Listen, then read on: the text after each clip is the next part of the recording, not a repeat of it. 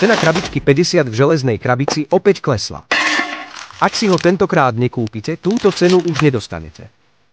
Ak sa vaša uhlová brúska doma zasekla, vaša elektrická píla je chybná a vaše elektrické kladivo sa nedá zapnúť a nefunguje. Vo všeobecnosti sú jeho uhlíkové kefky spotrebované a je potrebné ich vymeniť. Inštalácia je jednoduchá. Ručná vrtačka musí otvoriť kryt, pripnúť pružinu uhlíkovej kefky na druhú stranu, pomocou skrupkovača uhlíkovú kefku vytlačiť, vybrať kliešťami a nahradiť novou.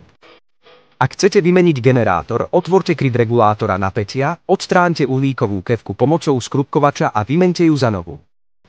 Ak chcete vymeniť elektrickú pílu, otvorte vonkajší plášť elektrickej píly, nájdite uhlíkovú kefku, vyberte ju a nahráte novou, potom ju nainštalujte a zapnite a môžete ju normálne používať.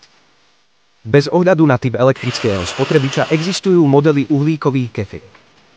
Ak máte aj elektrické náradie, ktoré sa nedá použiť, musíte si ho kúpiť. Po výmene ho môžete používať ako nový.